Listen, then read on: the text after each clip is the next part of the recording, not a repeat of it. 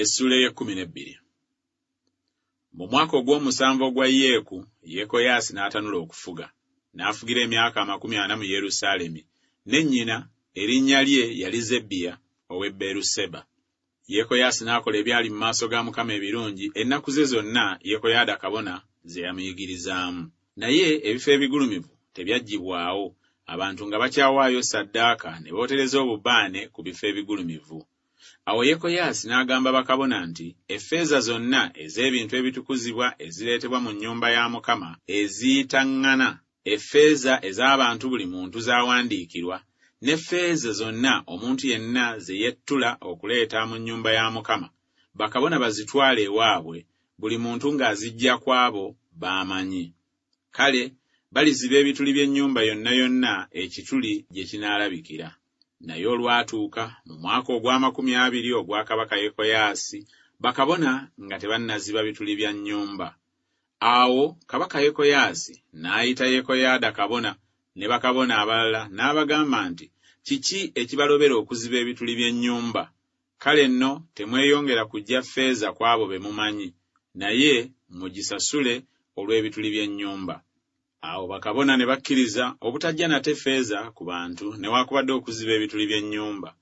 Naye Yekoyaada kabona n'addira ebbweta n'awummula ekituli mu kisaanikizo kyayo, n'agiteeka ku mabbali g'ekyoto ku luuyi olwa ddyo ng'oyingira mu nnyumba ya Mukama. Awo bakabona abaakuumanga oluggi ne bateeka omwo effeeza zonna ezaaleetebwanga mu nnyumba ya Mukama.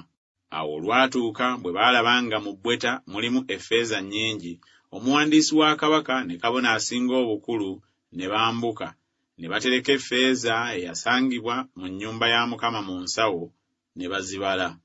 Ne bawa effeeza ezaagerebwa mu mikono gy'abo abaakola emirimu abaalabirira ennyumba ya Mukama, ne baziwaayo eri ababazzi n'abazimbi abaakola emirimu gy'ennyumba ya Mukama, n'eri abazimbi b'amayinja n'abatema amayinja n'olw'okugula emiti n'amayinja amabajje okuziba ebituli by'ennyumba ya Mukama, n'olwa byonna ebyajjirira ennyumba okugiddaabiriza.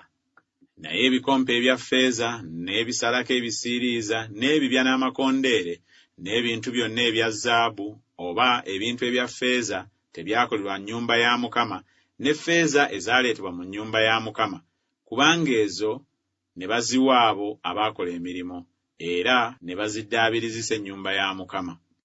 Era tebaabalirira muwendo eri abasajja be baawa effeeza mu mukono gwabwe okubawa abo abaakola emirimu, kubanga baakolanga n'obwesigwa. Effeeza ez'ebiweebwayo olw'omusango n'effeeza ez'ebiweebwayo olw'okwonoona tezaaleetebwa mu nnyumba ya Mukama, zaabanga z'abakabona.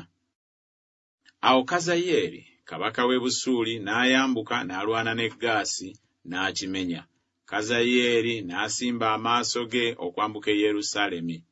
Awo Yekoyaasi kabaka wa Yuda n'addira ebintu byonna ebyatukuzibwa, Yekosafaati ne Yekolaamu ne Akaziya bajjajjaabe bassekabaka ba Yuda bye baawonga, n'ebintu bye ye ebyatukuzibwa ne zaabu yonna eyalabika mu by'obugagga eby'omu nnyumba ya Mukama n'eby'omu nnyumba ya kabaka, n'abiweereza Kazayeeri kabaka w'e Busuuli, n'ava ku Yerusaalemi.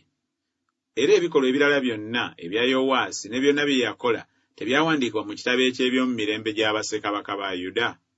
Abaddu be ne bagolokoka ne beekobaana ne battira Yowaasi awali ennyumba ey'Emmiiro ku kkubo eriserengeta e Siira, kubanga Yozakali mutabani wa Simeyaasi ne Yekozabaadi mutabani wa Someri abaddu be baamufumita n'afa, ne bamuziikira wamu ne bajjajjaabe mu kibuga kya Dawudi.